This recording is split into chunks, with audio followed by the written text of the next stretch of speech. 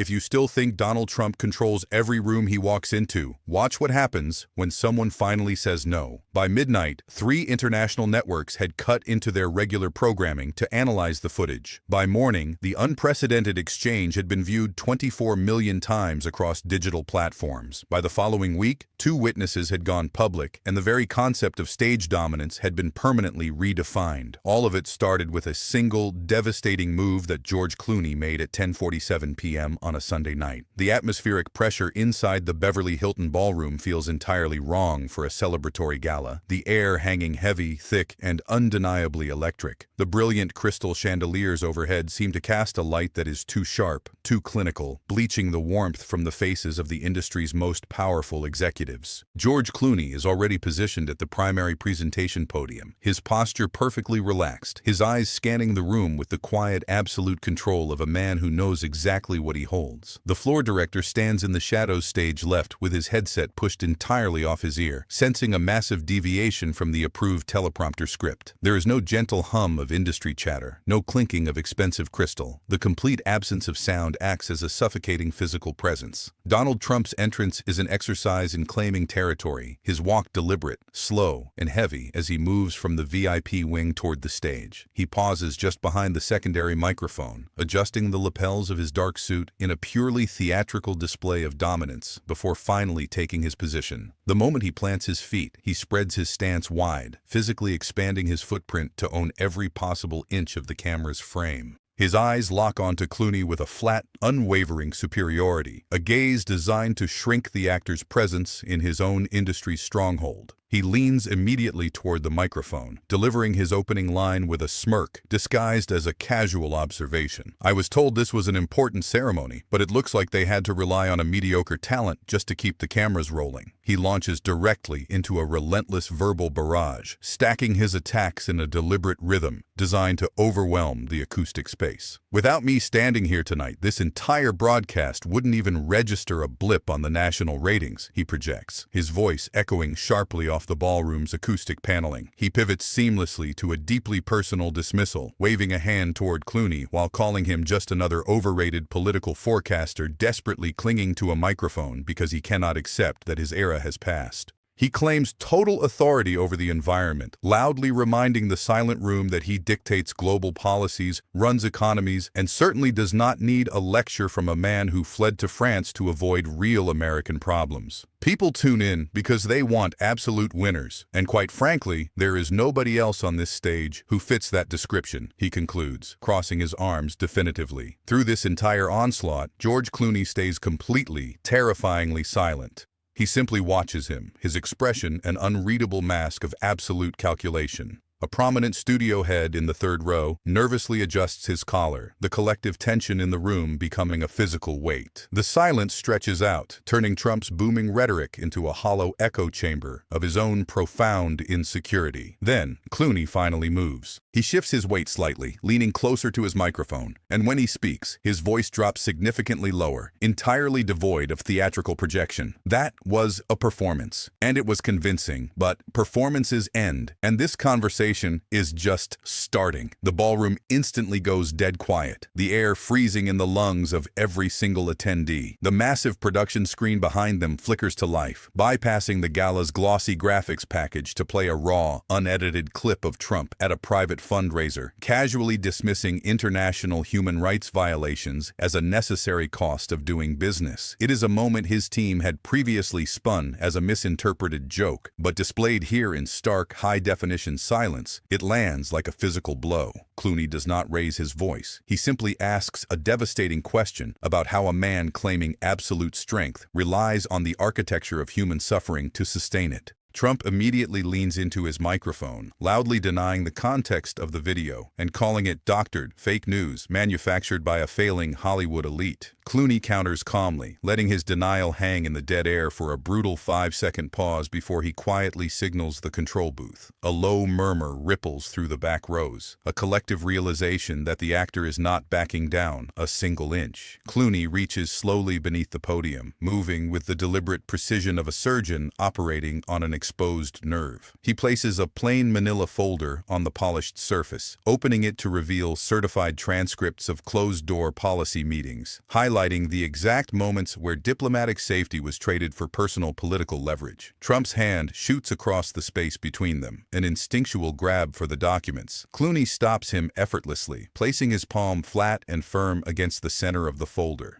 The tight camera angle catches the sudden, uncontrollable tremor vibrating through Trump's extended fingers. The screen behind them shifts again, displaying a meticulously documented timeline connecting the dates of his disastrous foreign policy statements to sudden, massive influxes of untraceable campaign funds. Trump tries to talk over the visual evidence, his voice rising in pitch as he dismisses the timeline as a desperate partisan hoax. Clooney slows his cadence down even further, forcing the room to absorb the sheer weight of the verified dates. The tension in the ballroom is so thick, it feels actively dangerous. A raw audio recording suddenly overrides the house sound system. It is a backstage capture of Trump from the night of a major international summit, his voice stripped of the microphone's equalization, bragging about how easily he intimidated allied leaders into silence. The audience is physically hit by the recording, a collective sharp intake of breath vibrating through the tables. Trump shouts that the audio is illegally obtained and heavily spliced by deep state operatives. Clooney does not argue. He simply displays the digital forensic verification from an independent acoustic lab on the main screen, proving the file is entirely, unequivocally unaltered. A door near the stage-left curtain opens, and two individuals walk slowly into the spotlight. The first is a former diplomatic liaison, a young man whose testimony is entirely procedural, detailing how he was ordered to artificially alter the transcripts of the summit to hide the coercion. I rehearsed walking away 6 times in the parking garage before I finally found the courage to quit, the liaison admits, his voice shaking but remarkably controlled. Trump aggressively attacks the young man's credibility, yelling that he was fired for incompetence and is simply looking for a quick book deal. The liaison absorbs the verbal assault by standing perfectly still, his silence magnifying Trump's absolute desperation. Then, the second witness steps to the microphone. She was a senior foreign policy advisor, a woman forced to draft the initial cover-ups while under the suffocating weight of a strict non-disclosure agreement. Her testimony is emotionally devastating, detailing the intense isolation and the profound personal cost of enforcing a public lie that compromised global safety. Her throat works visibly before the words finally come, her fingers gripping the microphone